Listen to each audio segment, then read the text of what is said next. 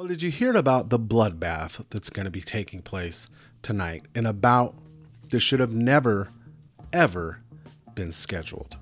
It's the Craig Jones Invitational, and it's an intergender match, meaning a man will be grappling with a woman. The chance that this does not end in terrible injuries is zero. Craig Jones better have a doctor on call because he is going to be taken apart like C-3PO in Cloud City.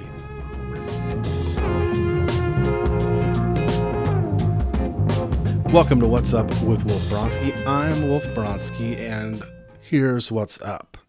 It's tonight, Saturday, August 17th at 8 p.m. Eastern. You can tune in to watch a man just get destroyed. So I'm in the grocery store, waiting in the checkout line. Look on the front of one of these magazines. Well, it looks like there's some Amazonian warrior is going to be going to battle with a young Draco Malfoy.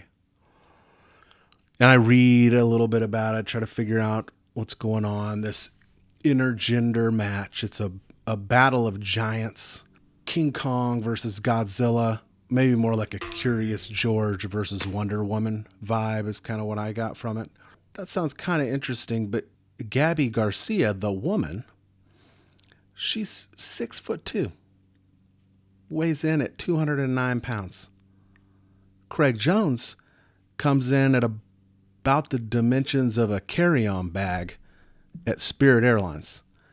It's not going to be good.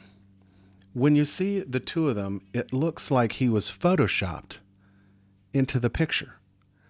It is like, it doesn't look real. And you look at it and you think, good, I sure hope he doesn't piss her off. But at the face-off, that's just what he decided to do. He grabs her and kisses her right on the mouth. Aside from the sexual harassment issue, just the change in atmospheric pressure on the way from her height down to Craig's pea brain could have been enough to cause serious injury. As you can imagine, it was he wasn't exactly gentle. You know, when a guy that small is trying to pull somebody in who's that much larger and bigger and stronger than him, he's got to get her by surprise and go as fast as he can. He kind of looked like Squints from Sandlot when he was kissing the lifeguard. So she cancels the match. That was, I don't know, a week or so ago. She canceled the match, and maybe that's what he wanted. He already seemed to know that he was going to lose. He was saying, that he wouldn't train for it and kind of setting himself up like, when he gets his ass beat, it's like, well, I didn't train for it. But honestly, again, if you see these two people standing side by side, nobody is going to blame him. Not only that, but the guy, he's just a grappler, and she's got MMA experience too. She's not going to be throwing punches, because then he'd really be in a jam. Unfortunately, it's back on. And I guess we haven't really talked about his measurements. He says he's 6 foot, but either she's taller than she says she is, or he is shorter, because he looks to be about 5'10", and he says he's 235, maybe after a pizza with pepperonis and concrete crust, maybe then he's 235 pounds. And I don't know, what is it about guys who, when they're 5'10", so I'm 5'6", maybe 5'7", I think that's probably only with shoes on. And it seems like for people like me who are 5'6", 5'7", even 5'8", we're pretty honest. Anybody above 5'8", they're just going to tell you, yeah, no, I'm a short guy. But there's something about 5'10". Everybody who's 5'10" wants to say they're 6 feet tall. When I was younger, in college, there would always be some like macho guy, and somehow it would come up talking about height. I don't know why.